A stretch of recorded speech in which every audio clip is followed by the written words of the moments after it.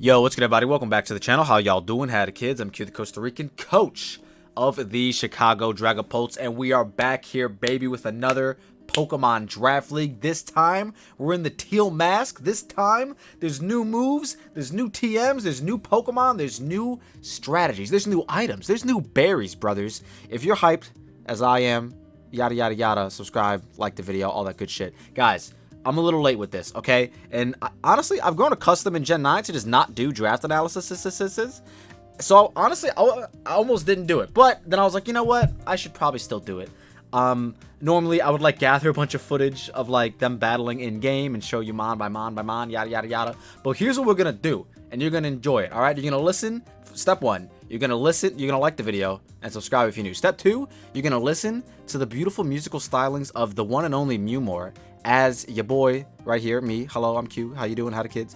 Talks about the team that I drafted and why I drafted it. And now I will say, we were pick number, what, 7? I think we were pick number 7. Yeah, 1, 2. Yeah, we were pick number 7 here in our very first Teal Mask DLC Draft League. Now, I wanted to use some of the new Pokemon, as in, like, you know, the Ogre Pawns, the Toxic Trio. But then, like, I feel like the Toxic Trio really aren't worth... I'm sorry, guys, really aren't worth like a very, very high tier pick. Besides maybe Monkey Dory, but that motherfucker went, I think, pick number 3. It went early. Maybe I don't know. It went early. If it went after me, then I'm just silly. But I think it went before me. Regardless, let's just talk about what we ended up picking first. We had the mon that got picked before us was Urshifu Single Strike, which, if you ask me, should not be in the motherfucking league. Another thing in this league that shouldn't be allowed, Chien-Pao. I hate that motherfucker. Same thing with Darkrai. Can you sense a theme? I hate dark types. And why do I hate dark types? Because I love ghost types so much, which is a very beautiful segue into our first pick. We got the horse. All right, brothers. Lil Nas Hex, aka Shayquaz's Generation 8 Kill Leader, maybe? I might just be making shit up. Regardless, it's a good motherfucking Pokemon. Now, I had my choices between this. It was either going to be this, or Roaring Moon, or just take some really random low tier mon that I really, really wanted to use. And against the homies' better judgment, because they were screaming, pick Roaring Moon, what are you doing? The horse is bad. I just really wanted a fast ghost type that could spam Shadow Ball, that could spam Hex, Willow Hex, yada yada yada, sub nasty. It can calm mind, got access to Draining Kiss, all that good shit. It's a good Pokemon, man. I like it. You know what I'm saying? If you're not a horse fan, I don't know what to tell you. There's a lot of horses in the game, and Spectre is one of the best, if not the best horse in the game, and it's on the motherfucking team. Now, like I said, normally we go pick by pick. And I show you footage of like them in game doing some shenanigans, but regardless, we're just gonna fast forward to the next most important pick on the screen.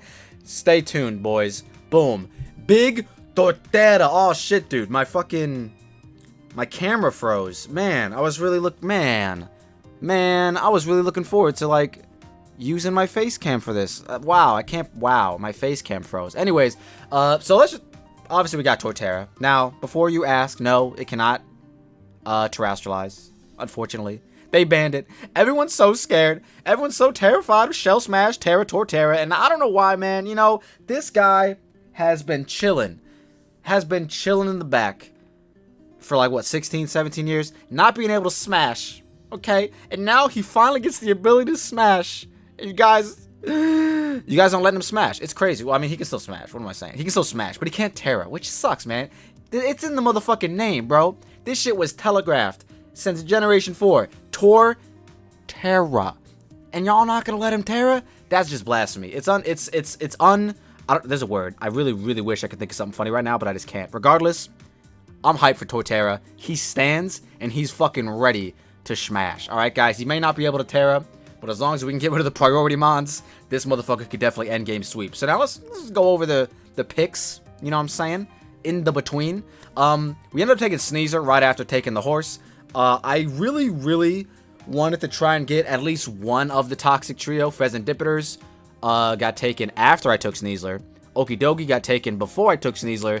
And same thing with Monkey Dory. Monkey Dory got took, I believe, before I took Spec. If it got took after I took Spec, then maybe I fumbled the bag. But I don't know. Regardless. So I was like, well, okay, what's a mon that's kind of like the Toxic Trio? Fuck it. Sneasler is an honorary member of the Toxic Trio. Toxic Quartet?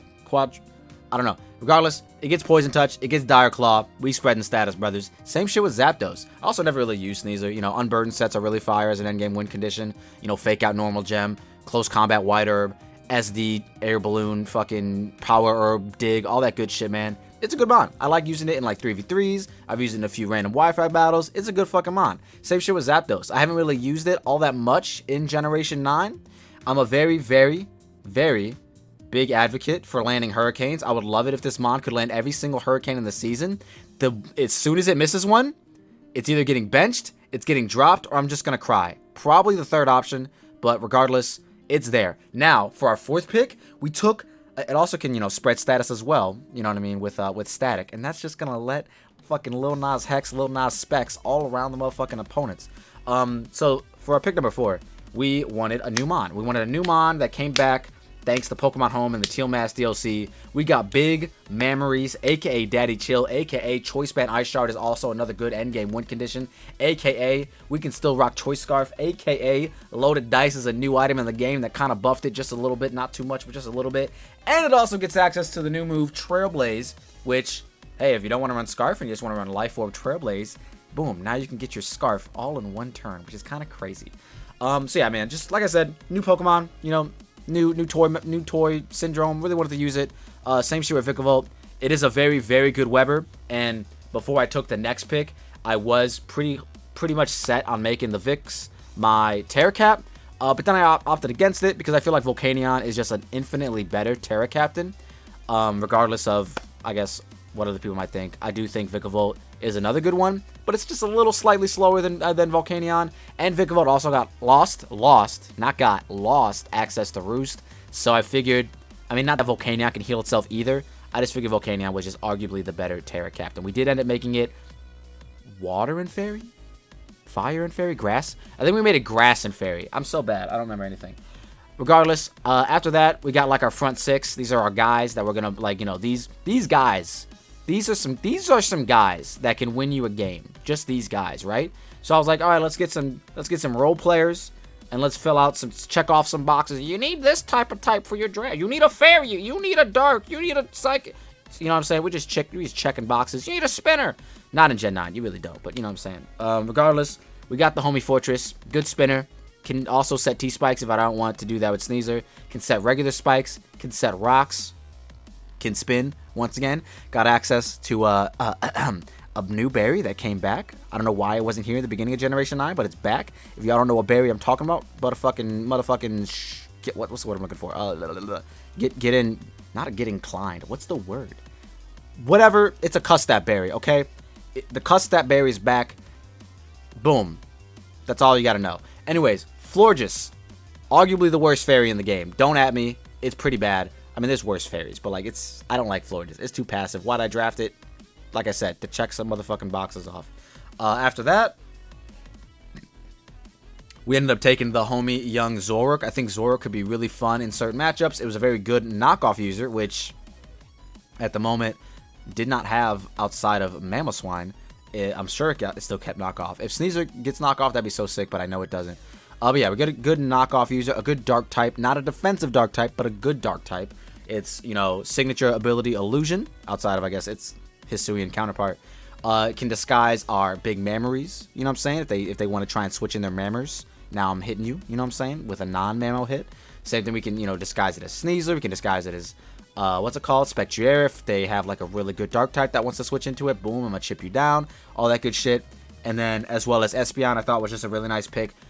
Gave me a base 110 speed tier that I did not have before. I'm saying that very slowly because I'm trying to make sure that's true as I'm scanning the rest of the team. And I'm like, yep, that's 130, that's 120, that's 100, that's 80, that's 43 or 5. I can't remember. That's 70. So yeah, it's base 110 Espeon, really good speed tier. And also, if I don't want to bring my Rapid Spinner, I'll fuck around and go hard Espeon on your rocker. I don't give a damn, brother. I'll bounce that shit back like I fucking live here or something, you know what I'm saying? So yeah, this looked really fun. Also gets Baton Pass. I don't believe it got access to any, like, new DLC moves, or, I mean, I guess I'll second check that, obviously. And then, and the last one, at least, we rounded that shit out with Big Torterra, because I really wanted to use him.